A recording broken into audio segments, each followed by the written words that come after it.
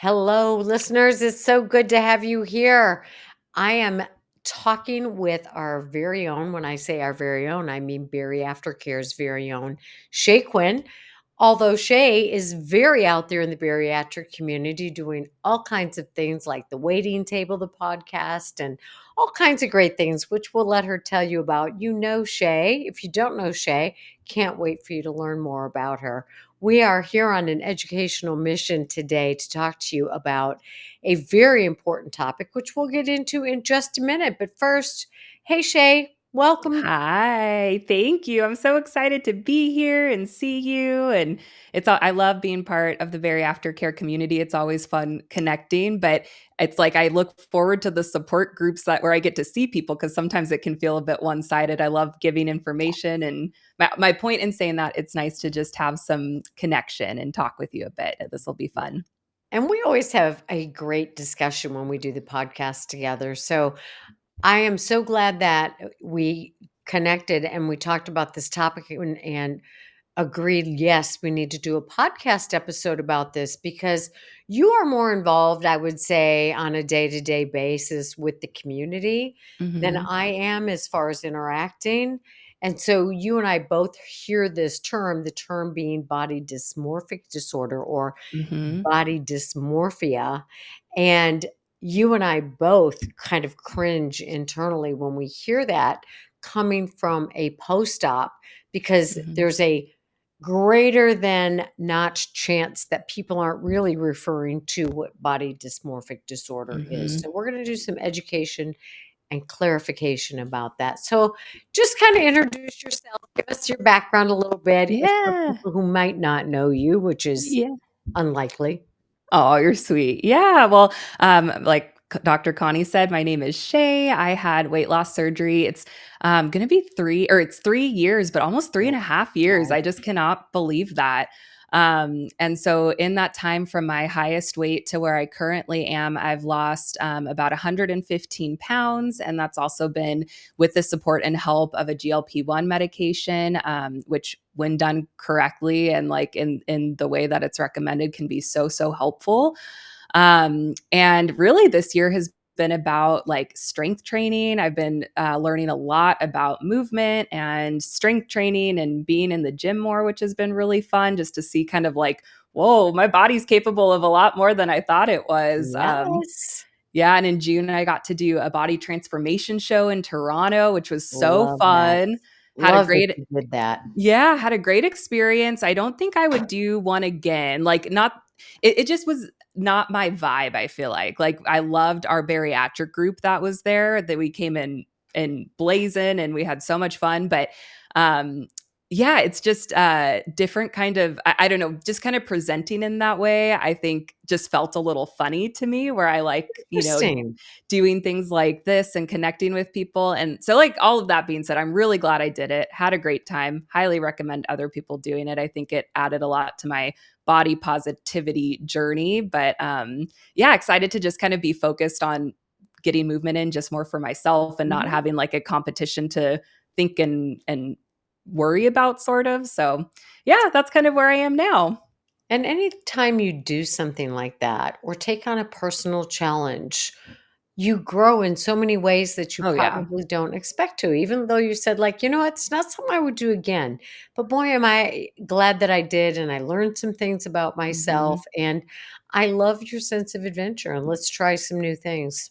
Yeah, I mean, never in a million years did I ever think I would be caught dead in a gold bikini just by myself, let alone being like on one on stage. So like I said, it was a cool experience to be like, whoa, like I never thought I'd be able to do that, but here I did it and I'm on the other end of it and it feels really good. So Congratulations on that. thank you. Thanks. So, when you brought the topic of body dysmorphic disorder to my Mhm. attention, what have you been seeing or hearing, or how are you hearing this term used in the community? Yeah. So a lot of times I hear it more in the sense when I think people are referring to body distortion, which I know we'll talk about the difference, but a lot of times it's like, when I look at myself in the mirror, I don't see actually what the reality of my body is. I see this person I was, 200 pounds ago, or, when I'm picking clothes out, instead, I'm fitting like a medium, but instead I always go for like the 3XL because that's what I wore for so long. Those are just some examples of some of the things that I'm hearing and that I've experienced as well, of just, it's a very weird experience going from a larger body, and then right after surgery you're losing weight really quick. Right. And it's a very weird experience because it's like, just 6 months ago my body was very different than it is now, so it's happening so quickly.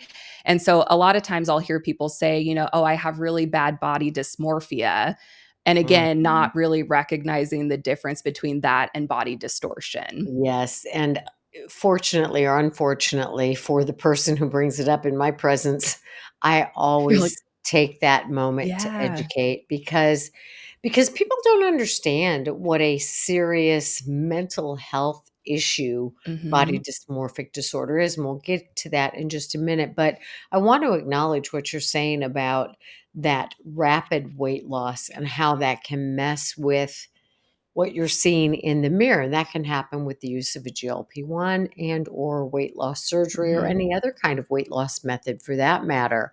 If you lose weight very quickly, it's hard to recognize yourself as other people see you when you're Right. looking in the mirror. And I had a severe case of anorexia when I was in Mhm. college. And there was a huge body image distortion that went along with that. It was not body dysmorphic disorder at all, but it Mhm. was that absolute disconnect, huge disconnect between what I saw in myself and what I saw in the mirror. Mhm. And so that disconnect doesn't mean body dysmorphic disorder. And it causes me a lot of angst when I hear people in the bariatric community using this word. And it's not just people who are losing weight, it's used by medical professionals who don't understand the terminology Mhm. either. Because I've had people say, well, that's what my doctor told me. It's like, okay, well, we need to do major education here, not just for people who are in that weight loss process, but for Mhm. anybody involved with people, which is probably anybody who works in physical or mental health, because weight loss is such a big issue in our country. Do Mhm. you know that it's 73% now, according to the National Institutes of Health, of people in America who are overweight or obese? 73%.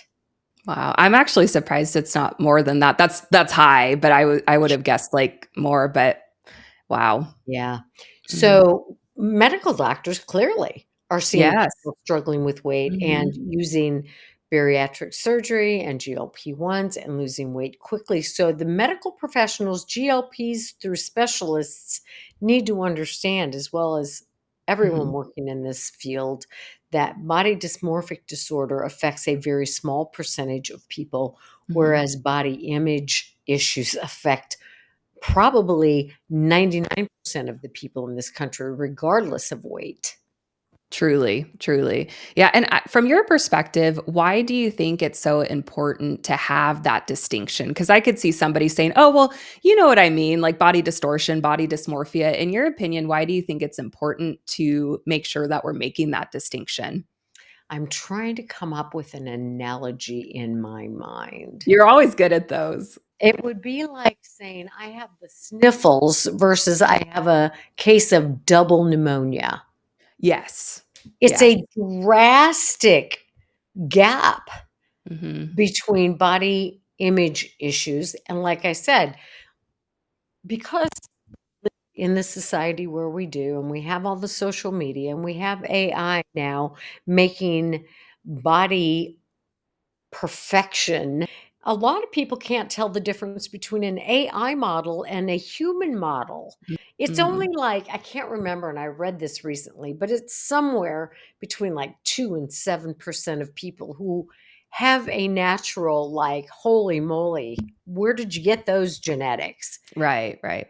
98% of us to 93% of us have the jiggles and the rolls and the Mhm. cellulite and That's what's normal, but we have this skewed view of what we're Mhm. supposed to look like. And so when we Mhm. don't look like that, and then you lose a bunch of weight, you go, "Oh, I have body dysmorphic disorder." And it's like, "No, you don't." Mhm. Because if you understood the severity of body dysmorphic disorder, you wouldn't use that terminology. Mhm. And it's not that dissimilar to people saying, "Oh my god, I'm addicted to this or that." If Yeah. you have a Or I real have addiction, OCD. I'm really and anal. I OCD have is the other one. OCD. Mhm.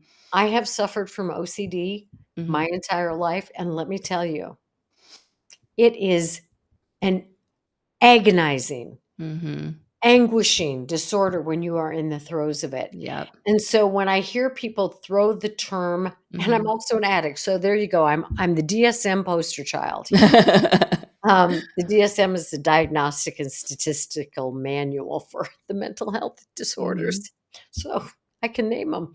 But anyway, I am not a diagnosis. I am a human being Mhm. who struggles with things, but I do have a disease called obsessive compulsive disorder, which is Mhm. not, I want my desk neat. Right, right. So, just for a mini clarification about OCD, there is an obsessive compulsive personality disorder. And Mhm. that is the person who needs their desk neat and tidy, and they will notice when something's been moved. They will have the cans in the pantry lined up by alphabetical order. Their CDs, their albums will be, that is one form of it. The more mental health issue of obsessive compulsive disorder is an agonizingly painful Yep. disorder where people are either compulsively washing hands to the point that they're bleeding, or they're Mhm. walking up and down stairs and they cannot stop because they don't know when to stop, or they have these horrifically intrusive thoughts. Mhm. So it's not a light, I have OCD, or Yeah. we're not addicted to a show. Mhm. Addiction is a very serious Mhm. problem. Yeah. So So what you I'm hearing from you yeah, too, it's like it's a way to be compassionate, I think, to people who really do have the diagnosis or have mhm, the disorder. It's a way to mhm. be when we're using proper language, it's a way to be validating for those people and not having it be kind of a joke to, because I think a lot of times people aren't coming from like a malicious place of For trying to, sure. be mean about it or anything. It's a lot of just like don't have education or don't know. And so that's how Right. I'm translating what you're saying to make it maybe more applicable to me of like, oh yeah, when if I say things like, oh yeah, I have OCD because I, want things to be neat, that's kind of in a way poking fun or making fun of people who really do have the disorder where that is a struggle that I don't fully understand because I don't have that. And so I Yeah. think it goes back to that body distortion versus body dysmorphia. I could imagine somebody who truly is diagnosed with body dysmorphia hearing it talked about in that way and going, "No, you have no idea what it's Yeah, actually like. exactly. That's not what I experience." Exactly. And Yeah. to give a social context, this happened yesterday. And so there have been a lot of improvements societal wise in terms of language that we use to describe different cultures, Mhm. different races. And that is a great thing. We no longer, it's not okay to use terms that people threw around loosely in the 60s. Right. So yesterday, my grandsons came in. They were outside playing with the neighbor kid, and the older one, who's 13, came in and he was furious. I said, "What's the matter, buddy?" And he said, "The neighbor kid just called my other grandson, his younger brother, a word that starts with an R and used to be used very loosely to Mhm. describe people with cognitive deficiencies. Mhm. And Mhm. it's not a term that is okay in today's society." And he was just furious. He's like, Oh. "First of all, that's not my brother." And I was so proud of him for standing up for his brother. Yeah. And second of all, he's like, that term is not okay to be used." And I'm Mhm. like, "Well, good for you. Good for Mhm. you." And so I think as the severity of these different kinds of diseases becomes more commonly known and understood, people will not use them. And I agree with you 100%. I do not think there's malicious intent. But Mhm. back in the 60s, there wasn't necessarily malicious intent with the R word.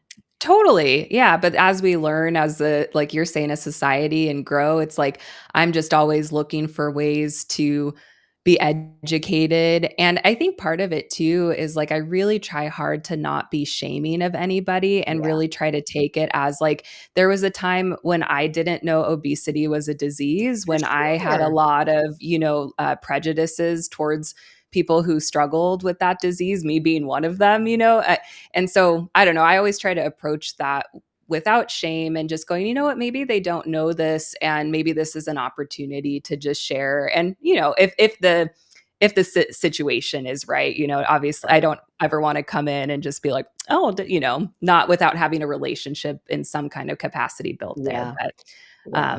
yeah. Well, I like what you said, that it's usually not used in a malicious way, and because usually when I hear the word, I am in a therapeutic Right. arena, I will Hmm. say, "I just want to take a minute to educate you. I know you're not Hmm. doing."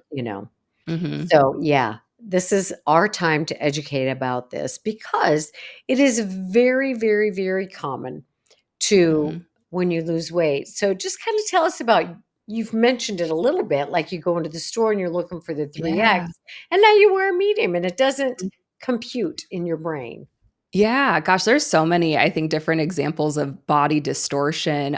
Even too, just like knowing how my body moves. Like me and the guys from the waiting table, we call it like right after surgery. We call it the clunky baby giraffe phase, where it's like right after surgery when I you're love losing that. weight, and it's like you just have your limbs, and it's just kind of like I don't even know what I'm doing, and there's kind of that lack of um, body and mind connection.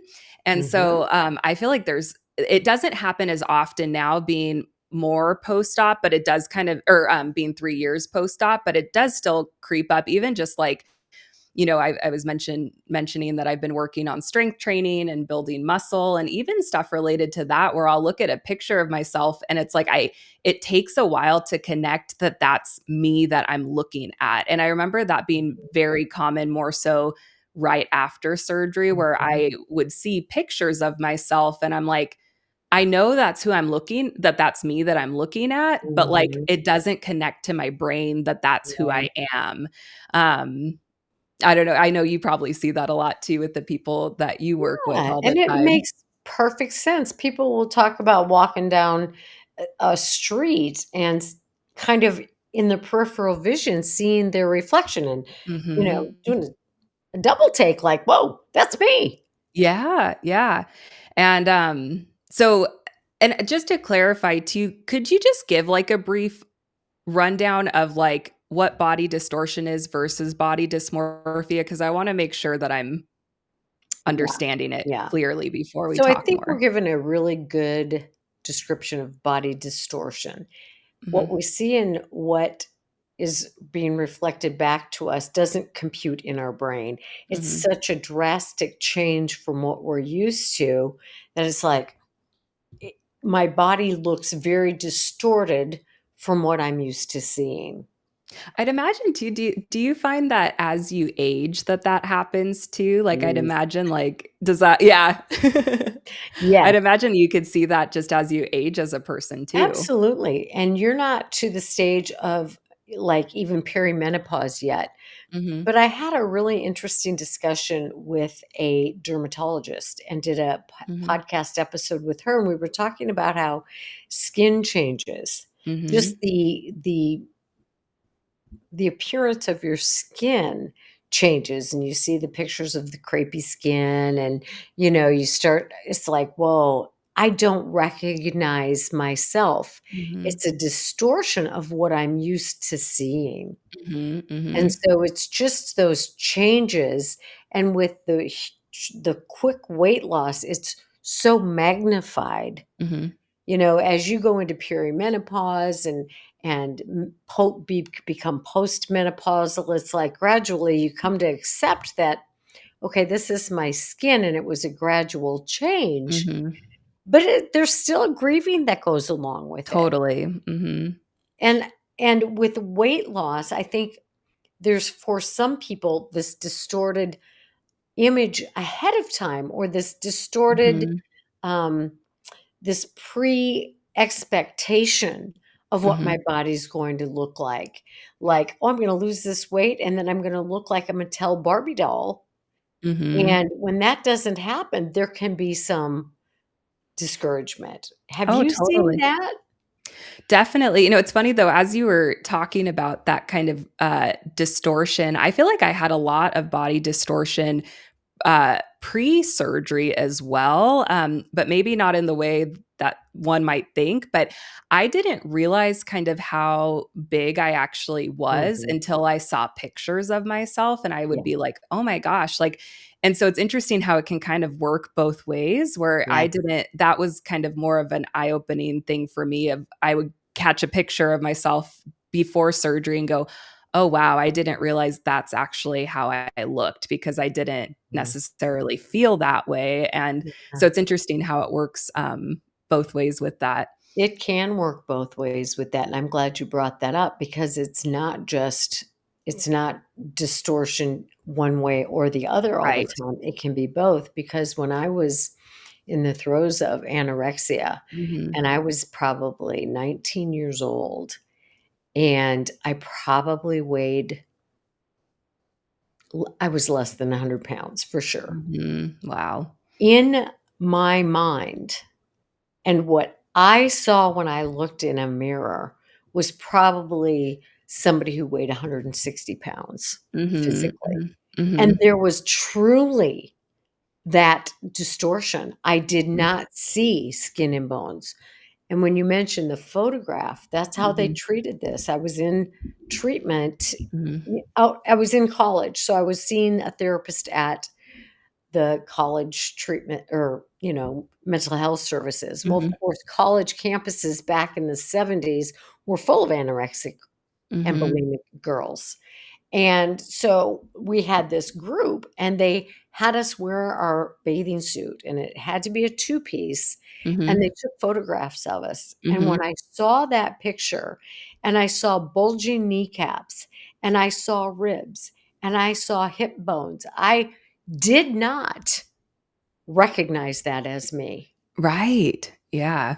And I So think it can that's go both ways. Yeah, and I think that's what's been helpful, like, some of the things that have been helpful with making more of that mind-body connection is taking the pictures, and I know people, especially when they're pre-op, are like, "Oh, I don't want to," and I'm like, "I know, but, like, trust me, just take." You don't even have to look at them. Just take them, save them somewhere safe, and but trust me, like, you'll want that.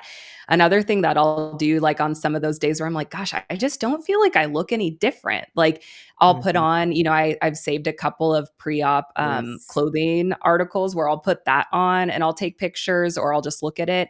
And right after surgery, it was really helpful for me to go and just try on clothes.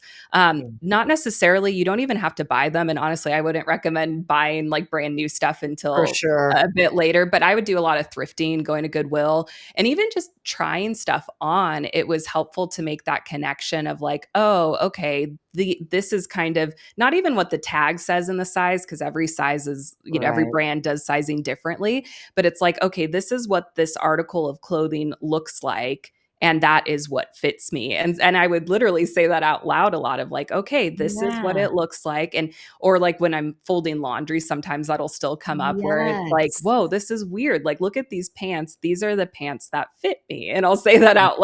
loud just to try to make that connection between like Yes. what the reality is and versus Right. or just what the reality of what I'm looking at is. It's really interesting. Those are really great suggestions for people to do, just to get a sense of groundedness in this Mhm. process. Another really good idea is to get a piece of, paper, the long rolls of paper, and lay down Mhm. and have somebody trace you, and Yeah. then do it every couple of months, Mhm. so that you can see the reality that your body is changing, because it messes with your head a It's lot, and it's very real. Yes. Well, and another thing I think people don't realize or talk about for those women that are listening who still have cycles, Each phase of your cycle really affects the way that you see yourself, which is Oh, so wow. interesting to where, so you have your follicular phase, and in that phase is when you have your ovulation typically. That's the time where it's like, wow, I am looking good. I am feeling good. I know, like, those are the times when it's like, if I'm wanting to try something a bit out of my comfort zone, it's like, that's the time to do it. Love But it. then when you get your period during your menstrual phase and then also your luteal phase, it's very normal to have misconceptions and body distortion. And I think a lot of times people don't talk about that. But it's like, if you know that you're in your luteal phase, like for me personally, that is not going to be my time where I'm going to go shopping for clothes, because I know things aren't going to feel right. It's not going to look right. And so that's something else I think people aren't aware of, but that just where we're at in our cycles can have a huge effect on how we see ourselves as well. And what a relief that information Right? might be for somebody. It's like, "No, I'm not going shopping during this season of the Yeah. month Mhm. because I'm bloated. I Yeah. feel gross. My Mhm. body, my hormones, I'm just crabby. I'm not gonna go do that Mhm. because Yeah. the outcome's not gonna be pretty in my head." Yeah. Well, and learning just more about my cycle and learning how to work with it has given me so much more peace, because it's like I know how to set myself up for success now versus being so mad at myself. Like, I tried these jeans on, last week, and I felt good and I looked good in them. And why do I not feel that way now? And it's like, well, it could be a hormonal fluctuation to where things just don't feel and look right now. And that's okay. I'm gonna throw in a little piece of information here too, just like that education you just gave about the cycle, Mhm. so important. When I was young, again, this time I'm in my like early 30s, and I had gone through treatment, and my husband and I were in individual therapy. We were also in couples therapy. And interestingly, his female therapist said to him one day, "Steve, I want you to suggest to Connie that she tracks her cycles." She said, "Because you come in," my Like husband would clockwork. come in to her, and she picked up on like clockwork. Mhm. He was struggling with my moodiness, and she said, "Have her track her cycles." Mhm. And that led to one of the greatest discoveries of our relationship. It's like we could track my cycle, and I had god awful PMS, Mhm. PMDD, which wasn't Mhm. diagnosed at that time. But, and here's a little medication tip for people who have severe PMS. I was referred to a physician who worked with naltrexone. And Mhm. interesting, naltrexone is one of the medications in Contrave. Mm, mhm. Naltrexone and Wellbutrin together are Contrave, which they use for weight loss. But I was referred to a specialist who used naltrexone for infertility and PMS. Oh, interesting. So I was put on a low dose of naltrexone, and that's a thing, LDN, low dose Mhm. naltrexone, and it was one of the things in my life that changed my life for the better, Oh, completely, good. Mhm. because my PMS was so much less. So that's Mhm. just a little piece of Yeah. information. Well, Um, and to add to that too, it was our couples therapist that suggested this. So I think the therapist, they know what's up. She had suggested that we put a calendar in our bedroom to track it. So, and because I think a lot of time as women, I know I felt this way of like, where this, it was like my burden to bear of when my cycle was, knowing what was, how I was going to be feeling or what I was going to be up for or not. And so we literally have it in our bedroom. It's a calendar, and I just update it when my cycle's there. And I give I little love tips that. on the side of like, during this phase, this is like what I'll probably be more, up for, trying new things, going on hikes or whatever. This season, I really, or, this week, I'm going to have a lot more rest and downtime and, things like that. Yes, And it's nice because then it's a shared conversation, and it doesn't feel like it's something I have to take on all by myself. It's like my exactly. husband can look and see kind of where I'm at and just kind of be like aware and helpful in that way. And so talking about like therapist giving advice. It's like our couples therapist. That was such good advice, and it's been so helpful having that. That is brilliant, and then it Mhm. helps the man who can't understand, really just cannot, Mhm. Mhm. from going from having to guess, like, "Are Yeah. you on your period?" And then we wanna punch And him, right? right, exactly. So you guys can both look and kind of have an understanding of Mhm. what's going on. I think that is beautiful and brilliant. Yeah. So let's talk about body dysmorphic disorder. Mhm. And let me just kind of go through what the actual criteria is. And this is just an educational Mhm. piece because we want people to understand what this is so that they can have more compassion. So, one of the criteria is that a person's preoccupied with a physical feature that they perceive as being flawed. Now, a lot of us can go, okay, well, most of us probably have that. Mhm. That's not the only thing. But this thing that we see as being flawed is not apparent to other people, or it's not a matter of concern to other people who see you.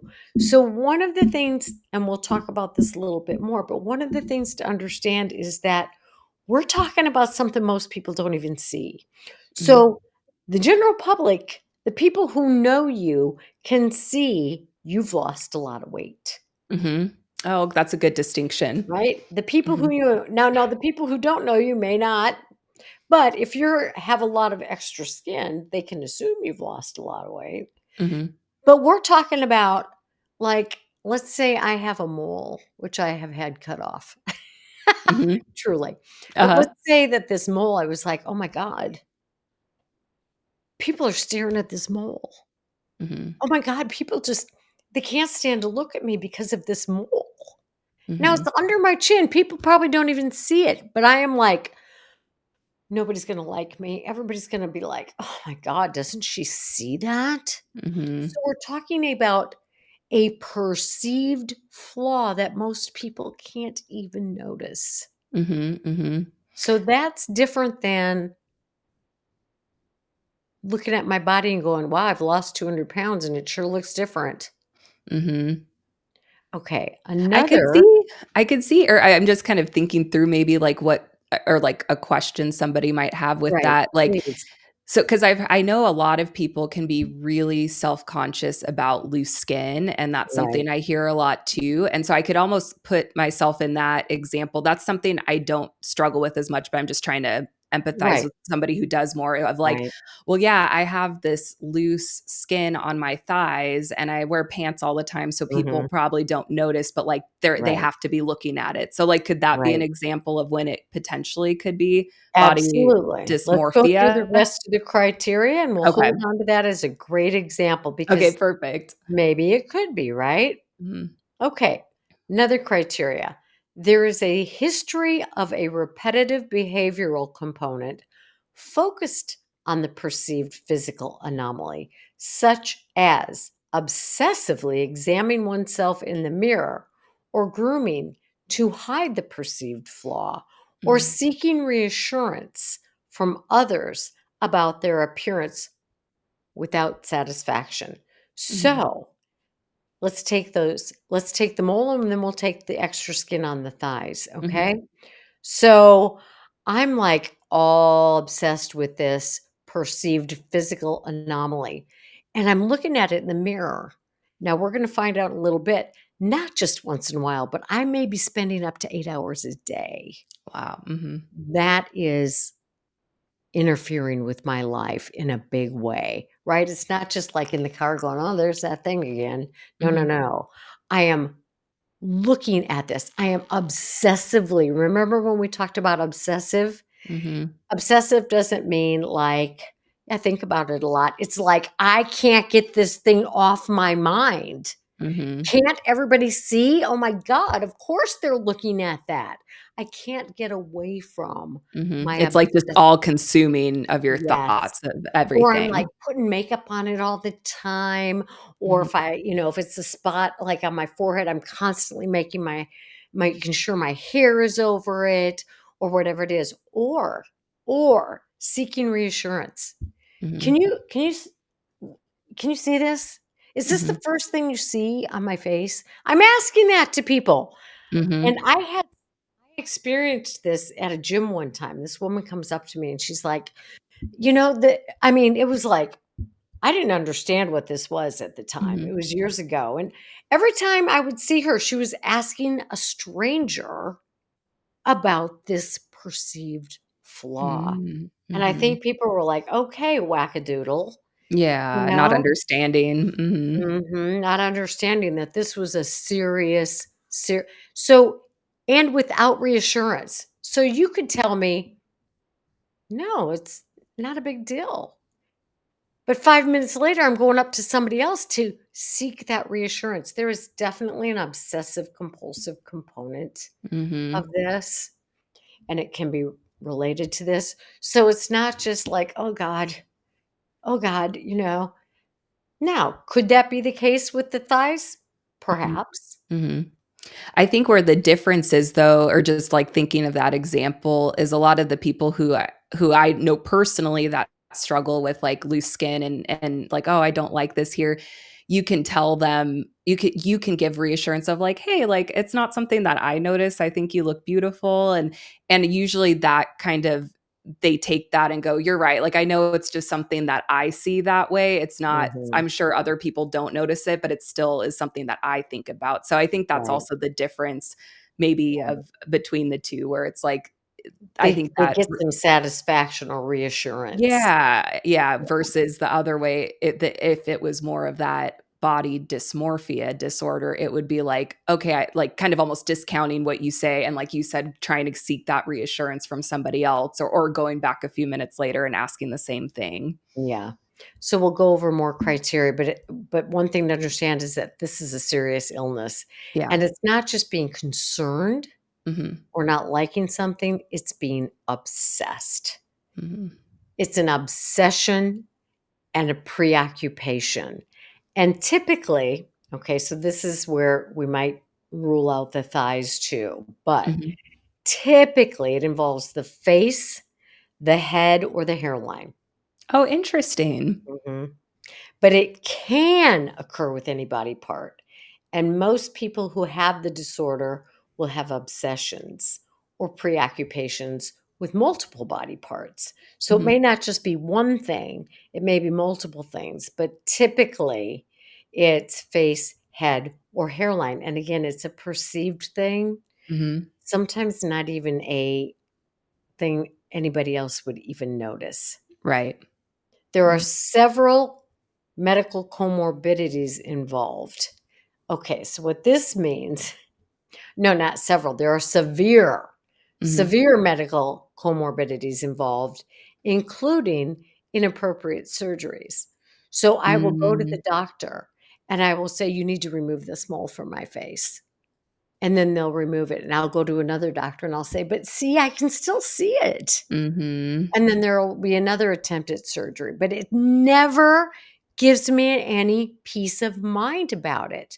So Mhm. people can plastic surgery hop, they can, try to go to a dermatologist, they can go to these because they're preoccupied. They're Mhm. obsessed with these Mhm. imperfections. Now, here's another thing. The imperfections or the perceived imperfections cause clinically significant distress. Not Mhm. just like, "Ah, crap, here I go. People are probably gonna look at my loose skin," right? It's like, Mhm. I can't you'll hear it a little bit. I'm gonna isolate myself because I can't stand the idea that I'm Mm. not gonna go to work. So it's causing clinical distress or impairment. Socially, I don't go out because I can't take it. I know people just can't stand me because of Mhm. my thing.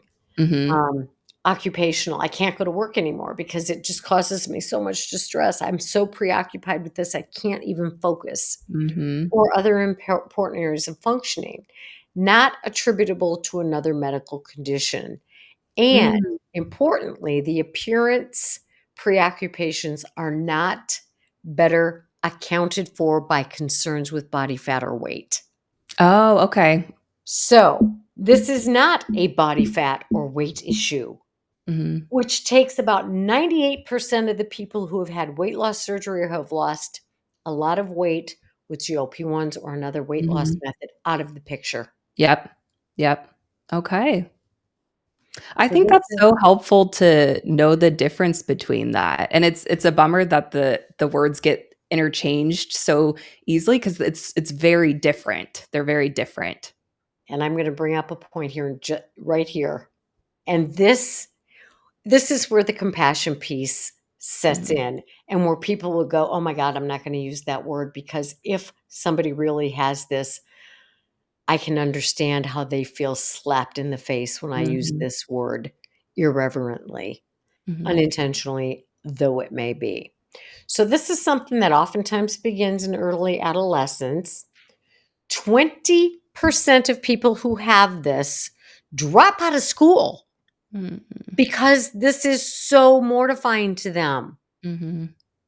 44%, 44, almost half the people who have this will report a suicide attempt. Mhm. Listen to this. It's important to note this because of out of all the psychiatric disorders, we're talking OCD, addiction, Depression. depression, anxiety, bipolar disorder, schizophrenia.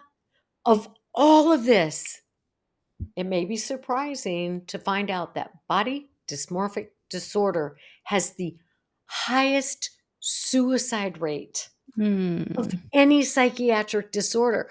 So we don't want to be slapping this word around because if somebody really has it, they're like, you don't have a clue. Yeah, you don't get it. Mhm. This is a serious, god awful disease. Mhm.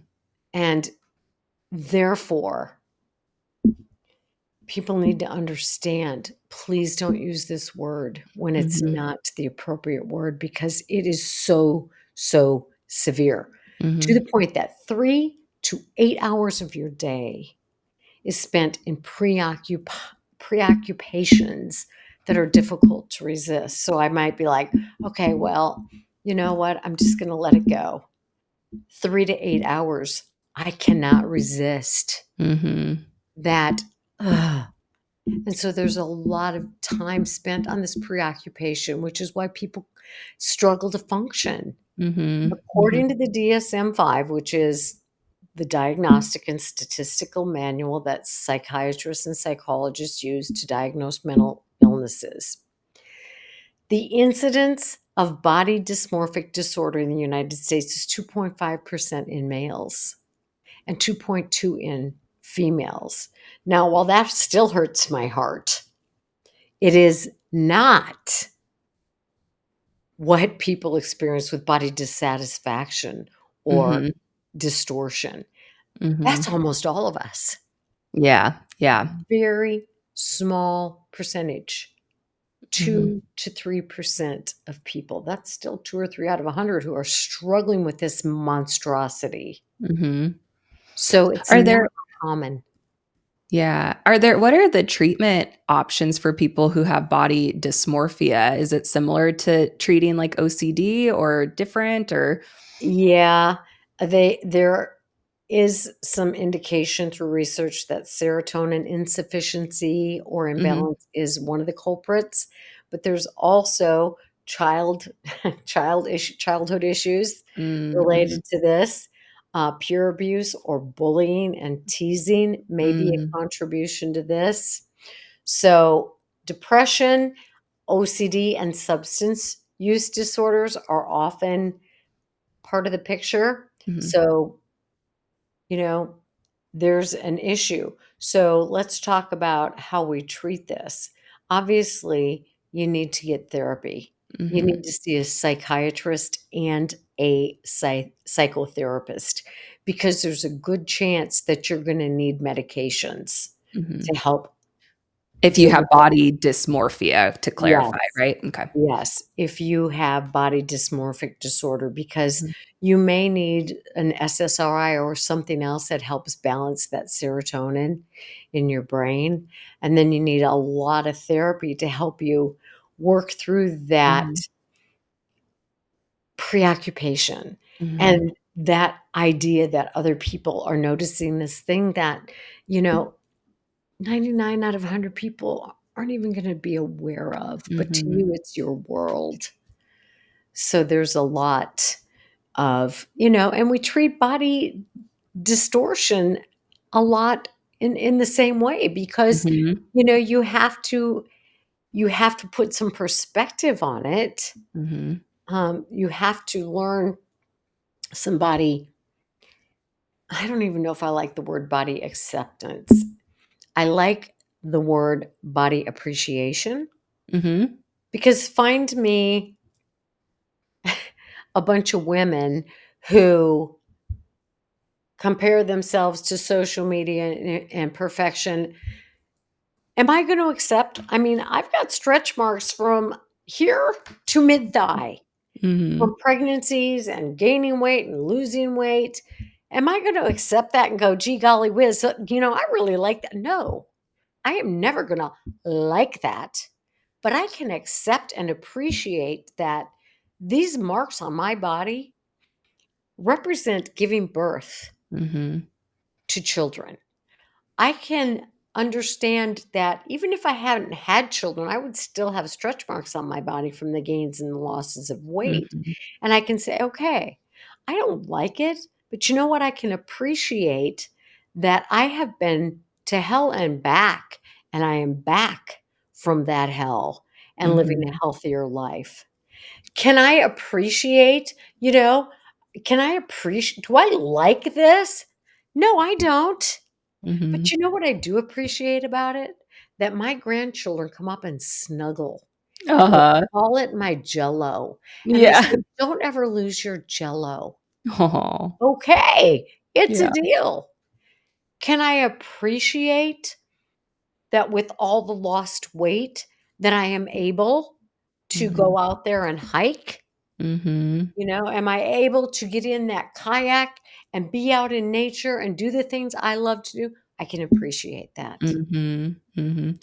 And I think what's been so helpful for me in learning that body appreciation is seeing other people who have normal bodies as well. And I know it can be sometimes it's a fine balance where I don't want to compare myself to other people and think I should look like so and so, but seeing other people's bodies shown in a very like normalized way has helped so much, and that's why I'm always a huge advocate of, like, not like I'm trying to, like, show my body in, like, a suggestive or inappropriate way, but it's Right. like that has been so helpful for me to see other women who haven't had kids who have stretch marks, Yeah.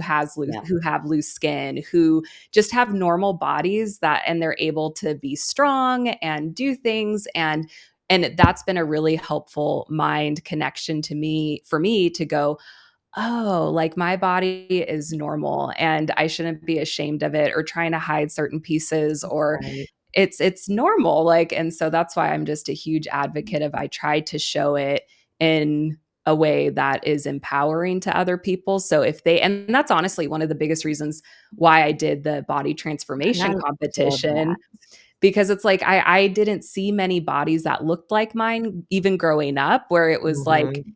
how cool would that have been to see, "Oh, look, like, her stomach kind of looks like mine. That's how mine kind Right. of looks," you know? And so I think the Right. more that as a community, again, like, not it doesn't have to be in a suggestive way, but I think Right. just the more that I see it, the more I'm encouraged and reminded that, like, "Oh, yeah, like, all of us, especially as women, we're beautiful and we're Mhm. strong and we have different shapes and sizes with our bodies, and how cool is that?" You know? I totally love that. And Dove face wash and soap and Uh-huh. whatever did that ad campaign a long time ago, "Love the skin you're in." And I Mhm. really did love that. They showed people of different sizes, shapes, and that is the reality. And I Yes. love your use of the word normal body because most of us, when we hear normal body, we think the advertisement. That is not normal. No. And I think if society would really put that message out that normal is the imperfect body. The Mhm. normal body has stretch marks.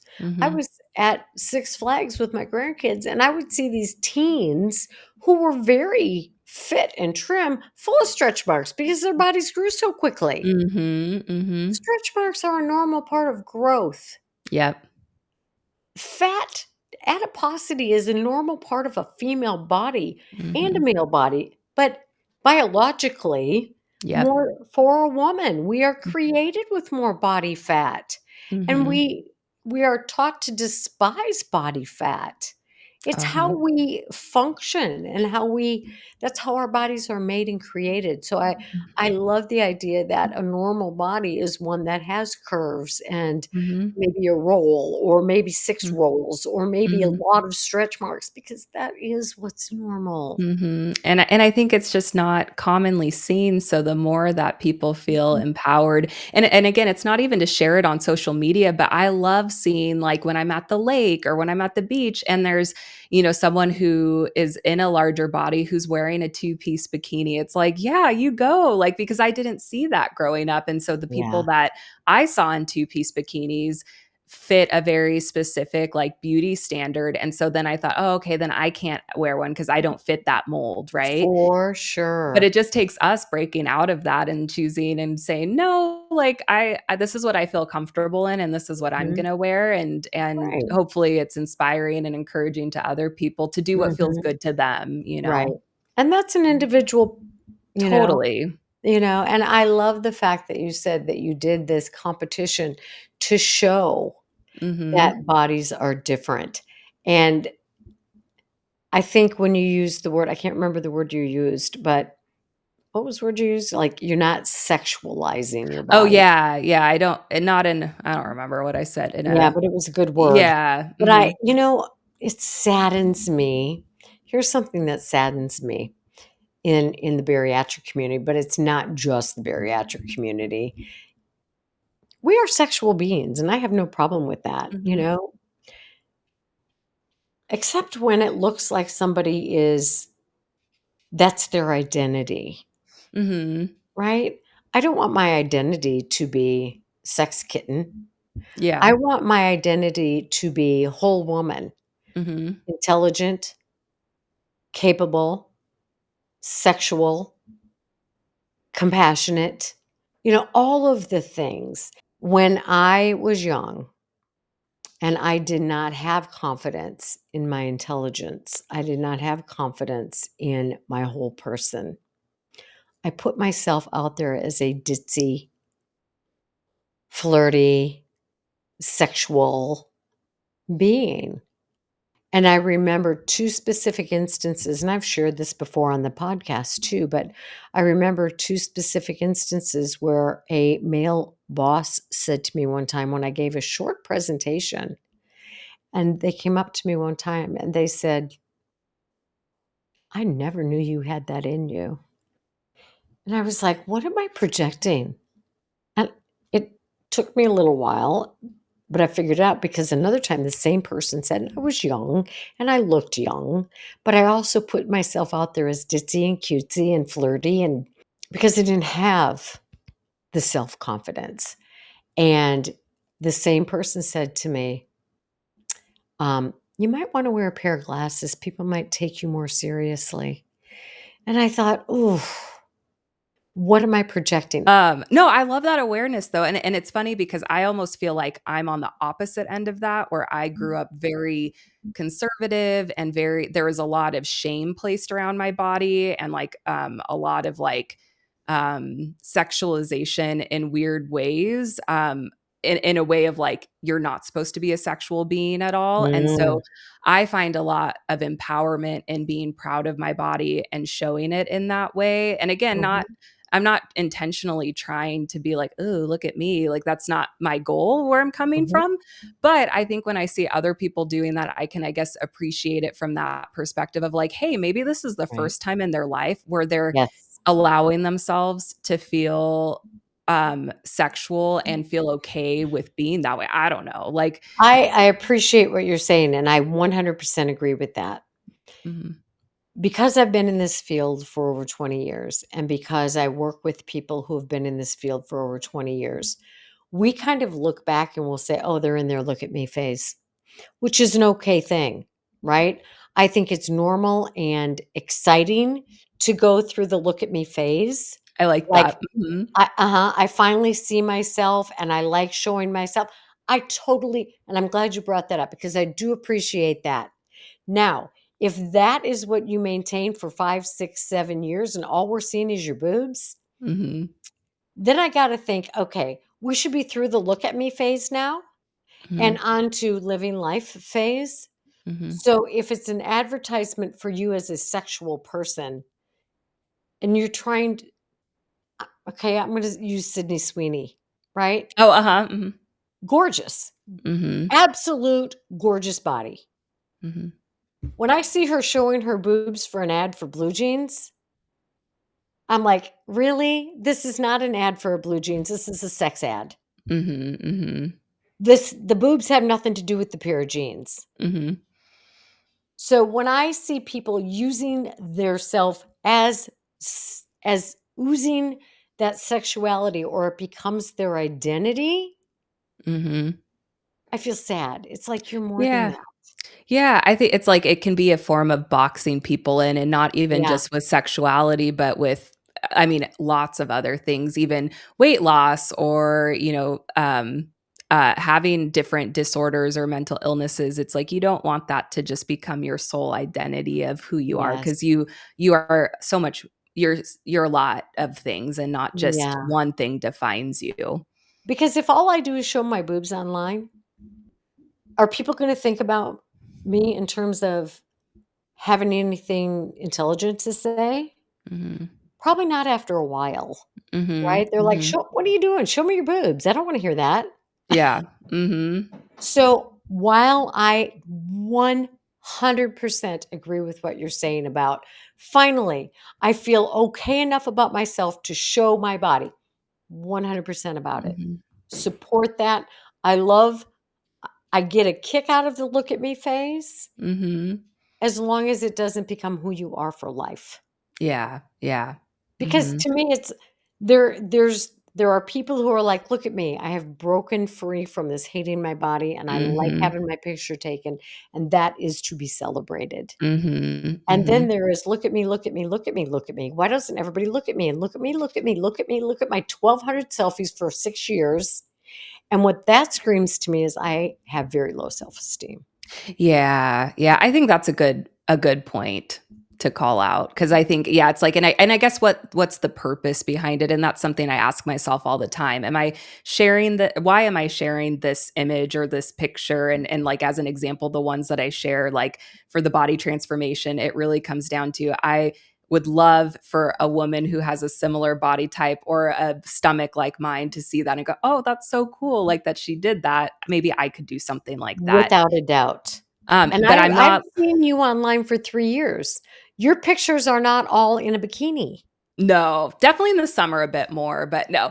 No, but I think too, I don't do it to seek validation truly. Like if there's anything that I post and I think that there's that inkling of like, oh, I'm doing this because I want attention or support, it does cause me to pause and go, oh, why am I doing that then? Like, let me think about that for a minute, and kind of take Right. pause and assess that because for so much of my life, I was so reliant on other people's validation and what they how they saw me that I didn't know how I saw me, and it was very messy, and then it got to a point where other people's validation wasn't hitting or feeling satisfying at all because it was Right. outside, and so learning where my worth really is and where my value is, and so I think that's maybe just something as people are in that growth experience, just asking yourself, like, what am I trying to get out of sharing this or starting this conversation or this response? And that's for like you to decide on how you want to live your life and what you want to do. But it is nice not seeking validation in that way because it's like I think it's nice. you brought up 2 really, really important points, that really struck a note with me that I think are very good learning points for people, and I think part of that coming to terms with who we are. First of all, let me normalize validation. We all need it. We Mhm. all need external validation, but that if that's all we have, it will never land. Yep, and that's all I had for a long Me time was too. just that. Mhm. Me too. So I got my ex The way I learned as a young woman to get external validation was to be flirty and cutesy and bat my Mhm. eyes, and yeah, I got a whole lot of attention and a whole lot of validation that way until I figured out that is meaningless. There's more to me, and I am not showing that. And Mhm. so it is a growth process. And I think it's a normal growth process for many of us. And so it's not a bad thing that Mhm. we go through. It's a life stage development thing. And Mhm. hopefully most of us by the time we're in our 30s, mid-30s for sure, have come to that place where we're like, "You know what? There's so much more to me than my hair or my waistline or the jewelry I wear or the car I drive or these external things that bring us attention." For me, mostly it was being at the top rung of the sales team, right? I Mhm. had to be the number one salesperson or I thought I was horrible. And it was a form of validation because I had Mhm. none internally. Mhm. So for one thing, it's normal to need validation even after we self-actualize a bit. But if it's only coming externally, it'll never be enough. Mhm. So you Mhm. brought up that point. The other thing that I really want to point out that is so brilliant and wise and shows your maturity is asking myself, what's my motive? Mhm. What is my motive for doing this? When you did that competition, the motive was, let me show some real people out there with real Mhm. bodies. I never once looked at your pictures and thought, oh my God, because that's not your norm. Mhm. If you're Mhm. showing pictures in bikini in the summer, it's because you're living your life and that's how you Yeah. choose to dress at the beach. Mhm. That's called normal. Mhm.